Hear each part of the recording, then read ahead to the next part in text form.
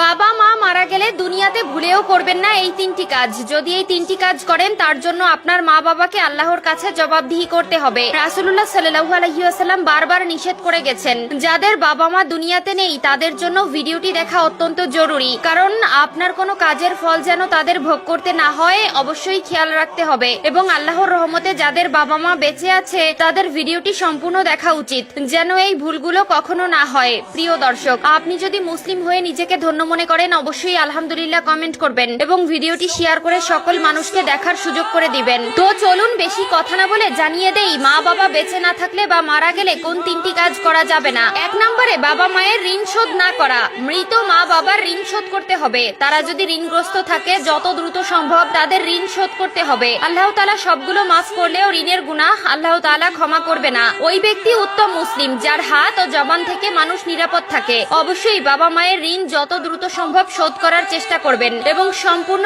ঋণ শোধ করে দিবেন। 2 নম্বরে হাউমাউ করে কান্না করা যাবে না। বুখারী শরীফে এসেছে 1226 নম্বর হাদিসে বলা হয়েছে, তাহলে সে মৃত ব্যক্তির কবরে শাস্তি দেওয়া হবে। যদি আপনি হাউমাউ করে কান্না করেন, চিৎকার করে কান্না করেন, অনেকেই গড়াগড়ি করে কান্না করে, অনেকে নিজেকে নিজে আঘাত করে, পাগলের মতন আচরণ করে। খবরদার, এই ভুলগুলো করা যাবে না। আল্লাহ তাআলা আপনার আপনজন নিয়ে আপনাকে পরীক্ষা করবেন। অবশ্যই কষ্ট লাগে যে বাবা মা এত মায়া মহব্বত করে ভালোবাসা দিয়ে বড় করেছেন, সেই মা বাবাকে হারিয়ে ফেললে কষ্ট লাগারই কথা। তাদের জন্য অবশ্যই দোয়া করবেন, চোখের পানি ফেলবেন, কিন্তু হাউমাউ করে বিলাপ করে গড়াগড়ি করে চিৎকার করে কান্নাকাটি করা যাবে না। পবিত্র কোরআনে এই বিষয়ে সূরা বাকারার 53, 54, 55 নম্বর আয়াতে স্পষ্ট করে বলে দিয়েছেন। না জানার কারণে সংসার জীবনে আমরা এমন কিছু ভুল করি যার জবাবদিহিতা আমাদের বাবা মায়ের করতে হয়। তারা দুনিয়ায় বেঁচে থাকতে যেমন আমাদের তাদের উপর দায়িত্ব রয়েছে, ঠিক তেমনি তারা মারা গেলেও আমাদের দায়িত্ব রয়েছে। অবশ্যই 3টি বিষয় সকলে